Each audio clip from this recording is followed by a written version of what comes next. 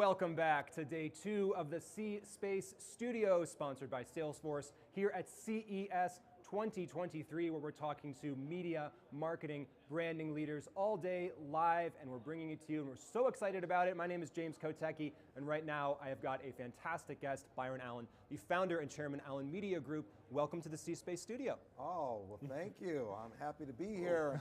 It's great sitting with King James Jr. Wow. There's oh my LeBron gosh. James, and then there's King James Jr. He's King James.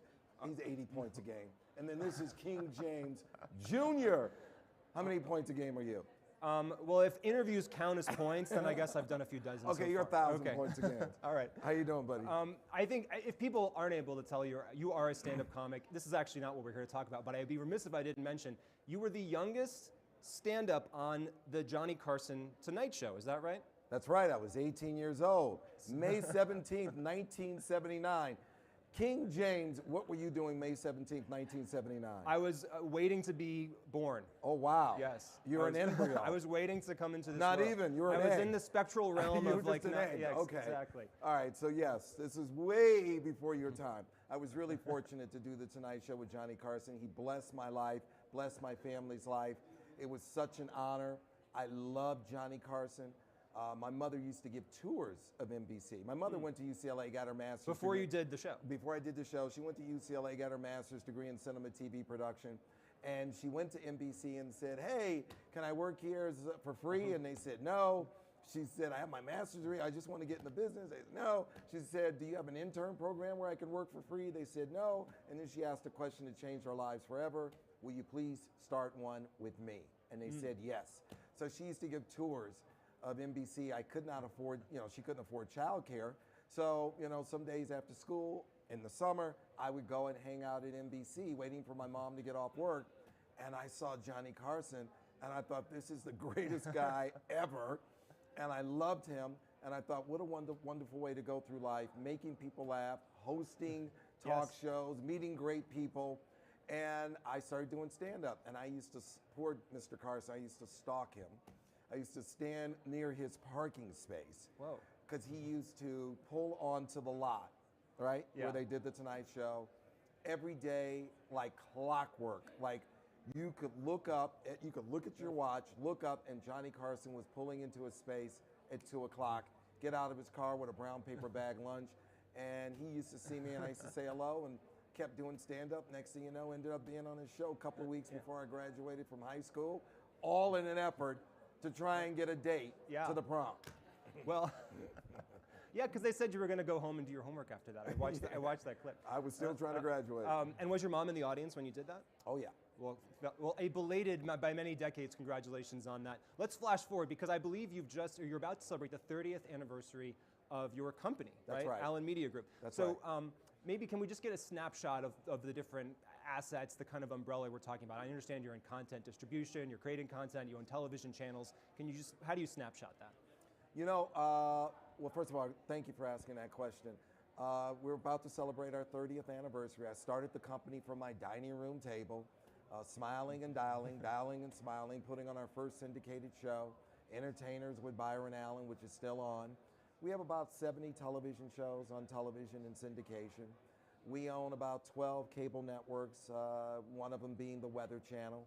And the Weather Channel is just a phenomenal platform. It's been voted the most trusted news brand in America 11 consecutive years in a row. And it's just been an amazing ride. Bought the Weather Channel almost 5 years ago. We own the Griot. The Griot has been doing a lot of wonderful things. We just had the Griot Awards. We've been putting on HBCU sports. It's the largest supporter of black college sports. We have Justice Central, Comedy.tv, Pets.tv, on and on and on. We have about 27 ABC, NBC, CBS, and Fox affiliates that we own around the country. It's one of the largest privately held media companies in the world. And it's been my life's work, and I started it 30 years ago, just calling good folks like you. Well, congratulations on 30 years, and it's interesting because you started this in what it might now be called traditional media businesses, right? And now here we are at CES, and you're certainly on the cutting edge of a lot of this technology. What have you learned about growing and evolving the business to keep it relevant over all these years? You know what? You want to stay ahead. You know, I remember when I bought the Weather Channel, March of 2018 is when we bought it. And I remember at the new owner's presentation, they said to me, oh, by the way, at the very end, and they're showing me the Weather Channel, which is, if you ever get to Atlanta, you need to take a tour. It's the Starship, Enterprise. It's amazing. And they said to me at the end of the presentation, they said, oh, by the way, you own something that's the equivalent of a fully distributed broadcast network that uses artificial intelligence, proprietary software that curates and aggregates local news, weather, sports, and traffic, and it's fed geofence to the user's zip code. Huh. And I went, wow. And this was about almost 5 years ago. And I said to them, this is amazing. And they said, don't get excited. I go, why not? They said, because you're going to probably want to shut it down. I said, why would I ever want to shut down something so spectacular? What's it called? They said, Local Now. They said it loses well over 25 million a year. And that's why you're going to want to shut it down. I said, you know what? I'm disappointed that I wasn't clever enough to come up with the idea, but I'm certainly not dumb enough to shut it down. So I invested over 125 million of my own capital over the last 4 or 5 years to reposition the asset. And when I took over the Weather Channel and inherited Local Now, this streaming service, they were trying to make it an SVOD and get people to pay $4.99 a month. And I said, forget that. We're going to go with the world's favorite word. We're going to make it free. And I said, let's make it the world's first super app. So we've put there almost 20,000 movies, TV shows, and documentaries for free, over 450 fast channels. We're now adding PBS, the great PBS, over 300 streams. And you'll start to see all kinds of things there, ride share, dating, shopping, you name it. And it's free. And I have to tell you, it's a true super app. It's a true super app. I've never been a part of anything that has grown so fast, so rapidly. When I look at the revenue that we were doing in the first quarter of 21 versus 2 years later, it's now 50x higher.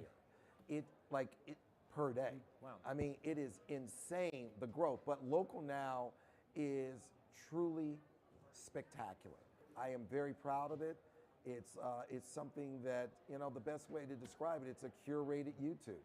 It's professionally produced content, and you can geofence it to your zip code. So we're providing you local news, weather, sports, traffic in your zip code down to 225 DMAs. So you had this media asset that people thought was not doing very well. You decided to pump a lot of money into it. Now it's really successful. Yeah. Was that a philosophical conviction on your part? I'm just wondering, where were you coming from that you made that decision and you saw that where other people did not see that in the data that they could see? Since I started the company 30 years ago, I said my mission is to build the world's biggest media company. I'm chasing the Walt Disney Company. I'm chasing Warner Discovery. I'm chasing Netflix. I knew I didn't have a pathway to the world's biggest media company unless I was one of the leaders in streaming. And I said, I'm not going to chase SVOD. I'm going to dominate AVOD. And the best way to dominate AVOD is through localism. And you add on to it professionally produced content. It's very much the way I grew up watching television. I would watch the local news, and then at some point during the day, no more local news, and then they started running, network television shows. So now we're doing the same thing. The human animal is very predictable. We always want local news. We always want localism. But we also want premium content, a shared community experience. That's what Local Now provides. That localism, that information, and yet it provides a shared community experience. Does having a comics perspective help shape the way you do business? Absolutely. It's so funny. Tom O'Brien, who runs the Weather Channel for me, he sent me an article, and you can Google it, and it says, "Why do comedians make great leaders, great business leaders?" And it was a terrific article, if I must say. And basically, it's just your insights, your communication skills. You have to go deeper. We have to always think deeper. If you want to be a comedian, you have to go 5 layers beyond most minds. And I think it's been great for me. It's you need to. We're not afraid of rejection. When you think about me starting the company for my dining room table, I called all 1,400 television stations to carry our first show, and I had to work through about 50,000 no's to get 150 yeses. Very few people can do that, but a comedian is very good. When you've been booed by 100,000 people, you're okay getting 50,000 no's. And that creativity that you're talking about, is it the idea that you have this premise and then there's an obvious, punchline to the joke, but then you maybe go 2 or 3 or 4 levels deep and you're just kind of always doing the Rubik's Cube to kind of figure out the different permutations of possibilities? Another thing is, as comedians, we are always studying human behavior. And as comedians, we understand human behavior innately. And if you understand human behavior well enough to make people laugh, you understand human behavior well enough to understand their business needs, what they want, and how you can serve them. Because that's what we do as comedians. We innately understand the human animal. And that way we can serve them and get a reaction every 6 seconds. Here's the laugh. I know what you're thinking. I know what you're feeling. I can use that for comedy, and I can use that for business. I want to talk about VR, AR, the metaverse for a moment if we can. I know the Weather Channel is really on the leading edge of using AR, using graphics to kind of showcase different weather possibilities. Where do you see that going? What are your plans for the metaverse? Do you use the term metaverse or think about that term? We use our MRI, our mixed immersed reality, and we are the leaders there. When I bought the Weather Channel, they thought I was going to cut that budget. And I said, no, increase it and spend more. We have to be the best. We have to be the leader. And if we're not the best, if we're not the leader, then we're going to perish. So I invest heavily in cutting technology. I said the same thing, and we had all of our executives at dinner last night. I said, we have to step up our game, and we have to be the leaders on AI. We have to. You have to use the technology to move you along. When I was a kid and I first went to my television, the first TV convention that I went to was NATPE in January of '81. And I met my mentor, a good friend of mine who unfortunately passed away, and he was just like a second father to me. His name was Al Massini. And I said, who's the best in the business? And they said Al Massini, and I went into, it was at the New York Hilton. And I went upstairs, and he was standing there like he was on a stage, and he was pitching a show. And he said to them, I have the world's biggest movie star on my pilot. He's on the set of Smokey and the Bandit. His name is Burt Reynolds, world's biggest movie star. And he said, he goes, I'm using new technology to deliver you the show. They go, what's the technology? He goes, it's called satellite. Right? Yeah. And he said, I'm going to tape the show at 2 o'clock. And no, I'm going to tape it at like 12:30. And I'm going to put it on the satellite at 2, and everybody's going to run the same show at 7. He used technology to dominate the television space by launching a show called Entertainment Tonight. There was no Entertainment Tonight without using technology to advance the content. They go hand in hand, and you must use it. We did a show called the Griot Awards recently, and I was told we weren't going to see this blank wall over here. And we were able to use technology to make that wall spectacular by putting up images. You must use the technology. You don't get Avatar without amazing technology. Yeah. So we are big believers in investing in technology and being the leaders in using that technology and having it work in symphony with our content. Well, Byron Allen, I wish we could talk for a lot longer. Unfortunately, our time now is up, but we hope to have you back here in the C-Space studio. Thanks so much for joining us. All right, thank you, King James Jr. Thanks for that nickname. I will wear it with pride. And thank you so much for watching. So many more great conversations ahead here in the C-Space studio. I'm James Kotecki. Keep it right here.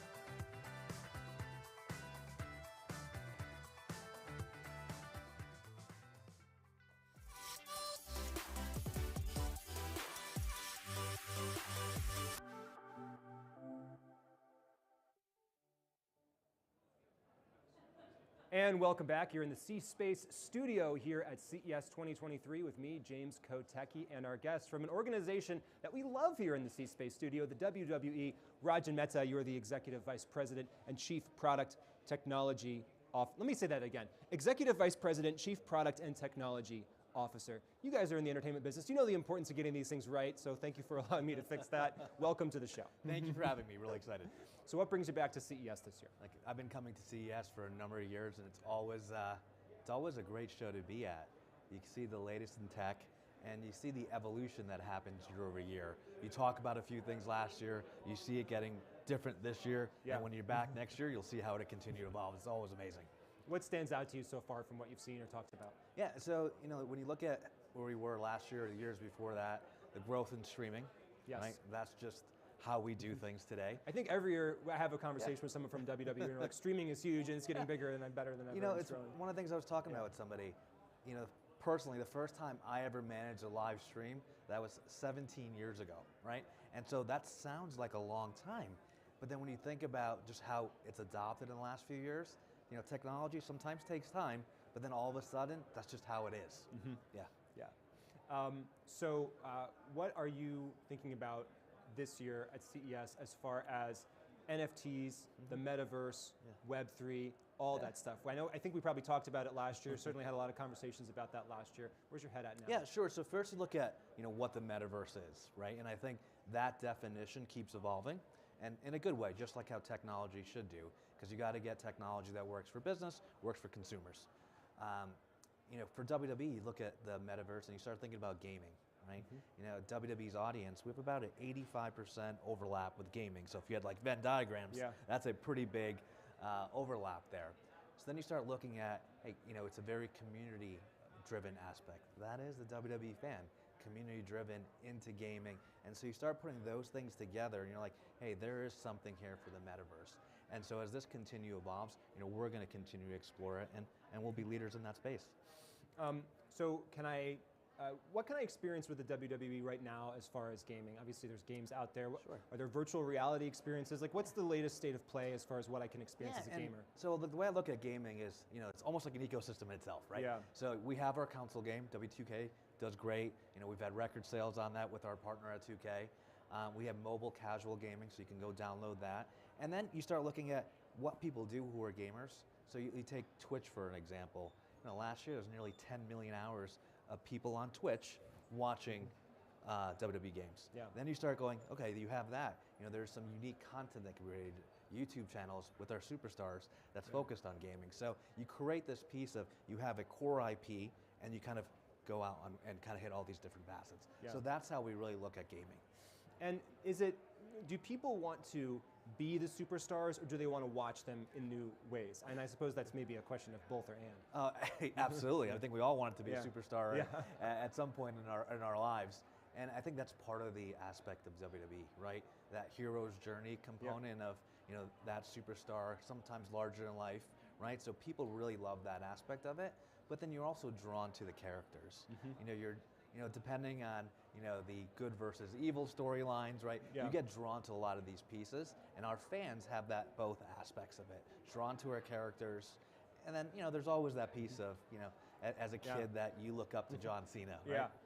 Yeah. Are you exploring things like haptics that you see some of those have been shown on the show floor this year, and the latest in VR to allow you to actually be in the ring yourself eventually? Yeah, we've always experimented. We've done some experimentations with VR. It's been very positive from a fan perspective, but you have to make sure it's like a sustainable piece. So that's the kind of stuff that we have to take a look at. How do you get things to be a recurring, that it's not just a one-off experiences? Right. Yeah. Another thing that's been successful for you, I believe, is your NFT marketplace, which I believe is called Moonsault. Yeah. And tell me about the latest there. Sure. So when we looked at the NFT space, we were really thoughtful in our approach. We experimented a little bit. So before we launched the platform with our partners at Blockchain Creative Labs, we tested out the market with some NFTs. With The Undertaker was coming back to WrestleMania. We tested that with John Cena at a SummerSlam event, and we knew something was here, right? So we started creating these limited edition NFTs. Most recently, we did something around Hell in a Cell, which is a premium live event for WWE and had nearly 10,000 NFTs, and they all sold out within 24 hours. And the NFT is like a clip from the show. Correct. Yeah. Yeah. And so, what are you thinking about NFTs these days? I think it's an interesting time to talk about it. I probably talked about it more last year with folks here in the C-Space studio than I am this year. And I think if you zoom out from a macro perspective of someone who's not really in this space but is maybe just reading headlines, they would think, oh, crypto crashed, blockchain is over, NFTs were awash. But it seems like you're still having some success there. So what are you learning? What are the secrets to that success? And so I think part of this too is, the definition for folks was a little confusing, right? And so, you try to simplify this a little bit. And one of the things I was telling folks, and something we talk about at WWE, when we were children and you saw a superstar or someone, you used to go get an autograph, right? And in today's day, you look at, children, people go and get a selfie done, right? So that's evolved. Yeah. So when I was a child, I was really into baseball cards. I collected baseball cards, and for folks who weren't familiar with it, they would say to me, that's just a piece of paper. But to me, it had a real value. It was something that was limited edition, and it was something that I was able to keep as a collectible, right? So now you look at where we are, with technology, NFT is that piece.